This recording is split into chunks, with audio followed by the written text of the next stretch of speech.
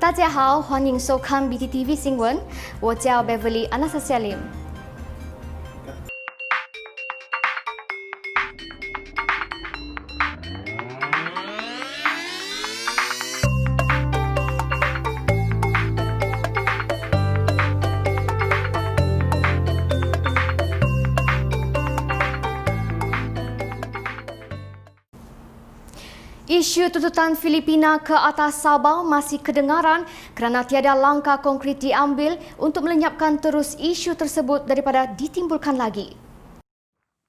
Ketua Menteri berkata tuntutan Filipina ke atas Sabah masih timbul disebabkan tiada langkah konkret yang diambil selama ini untuk memadam terus isu tersebut daripada dibangkitkan kembali. Datuk Seri Panglima Haji Muhammad Syafiee bin Haji Abdal berkata sehubungan itu satu langkah tegas perlu diambil oleh Kerajaan Persekutuan selepas ini kerana jika tidak, tuntutan-tuntutan tersebut akan berulang kembali terutama setiap kali menjelang pilihan raya. Perkara ini penting kepada kita kerana ia harus dilaksanakan di mana perkara ini tidak harus timbul pada setiap ketika bila menjelang pilihan raya ataupun timbul berbagai keadaan yang ada. Kita nakkan supaya kerajaan persekutuan untuk berunding government to government di antara negara Filipina dengan juga negara Malaysia yang ada dalam landasan ASEAN countries. Kerana ini telah pun kita lakukan bila kita mencapai kemerdekaan dahulu. Global Commission telah pun ada referendum yang ditanya rakyat di negara ini.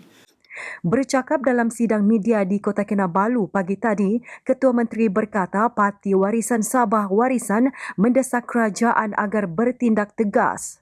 Dan bukannya seperti pemimpin tertentu yang memainkan isu tuntutan Filipina sebagai agenda politik sedangkan ketika berkuasa sebelum ini tiada apa-apa langkah diambil.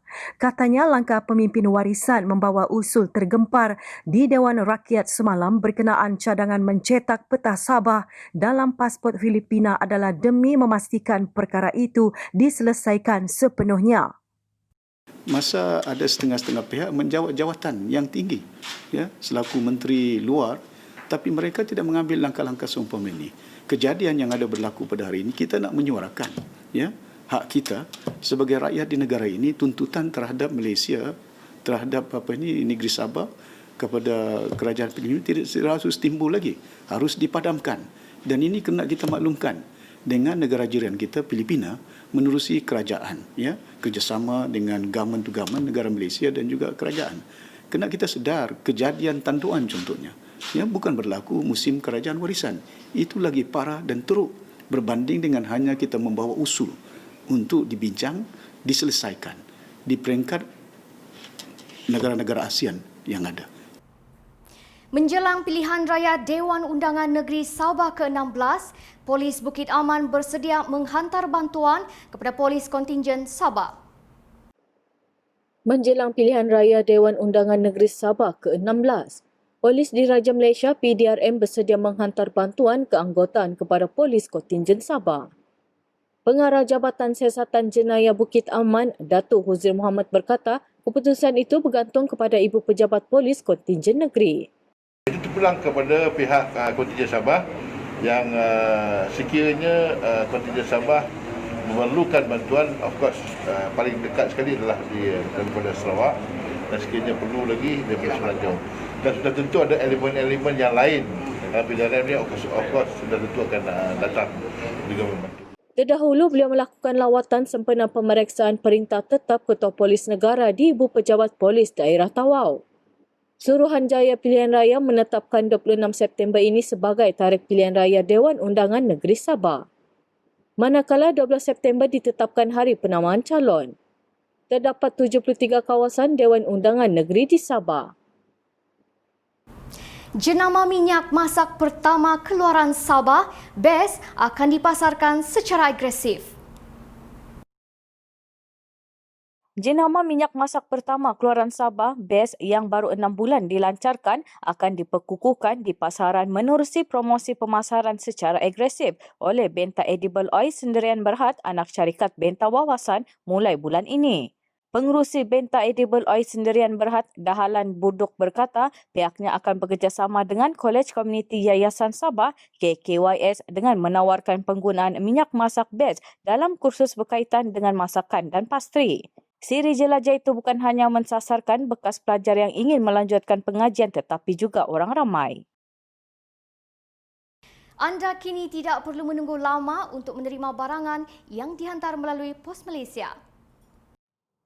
Pembukaan pusat serahan Lokawi sejak 13 Julai lalu banyak membantu melancarkan operasi Pos Malaysia untuk membuat penghantaran kepada pelanggan di negeri ini. Pengurus Pos Malaysia Sabah dan Labuan, Soimon Sinit berkata, pusat serahan Lokawi menjadi hub untuk penghantaran di seluruh Sabah. Sebelum ini urusan penghantaran berpusat di Kota Kinabalu, namun sejak berpindah ke Lokawi, ia banyak membantu mempercepatkan pergerakan ke seluruh Sabah. Pusat serahan ini berfungsi untuk melakukan serahan barangan sehingga ke Bonggawan, Membakut, Penampang, Putatan dan Kepayan. Ia lebih cepat 40 minit berbanding dengan penghantaran dari Kota Kinabalu. Soimon berkata demikian kepada media selepas menyempurnakan Majlis Kibar Jalur Gemilang sempena sambutan Hari Merdeka di Pusat Serahan Lokawi pagi tadi. Maritim Malaysia menyuarakan semangat cintakan negara di perairan Tawau. Agensi Penguatkuasaan Maritim Malaysia menyemarakan semangat patriotik sempena sambutan Hari Kebangsaan dengan menyerahkan bendera kepada komuniti maritim di sekitar perairan Tawau hari ini. Komuniti maritim khususnya nelayan begitu teruja apabila menerima bendera berkenaan sebelum dikibarkan di bot masing-masing.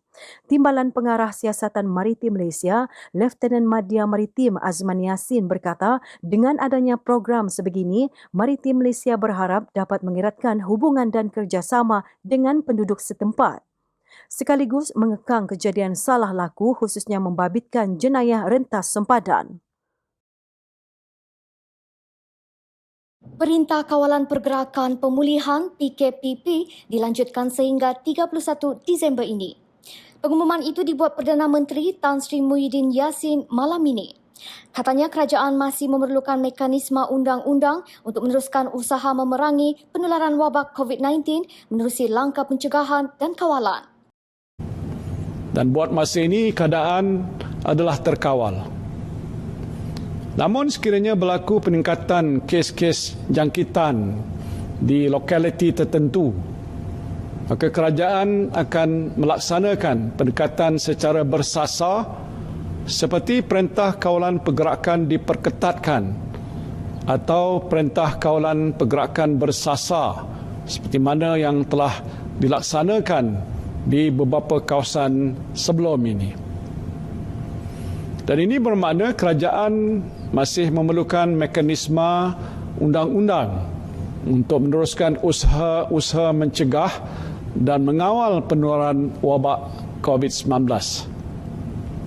Justru demi kepentingan saudara-saudari sekalian, kerajaan telah memutuskan Perintah Kawalan Pergerakan Pemulihan dilanjutkan sehingga 31 Disember 2020.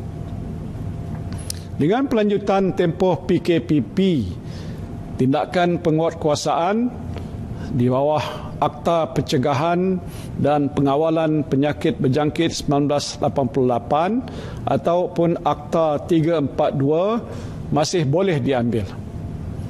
Ini adalah untuk memastikan semua pihak mematuhi prosedur operasi standard dan protokol kesihatan yang ditetapkan. 晚安，再见。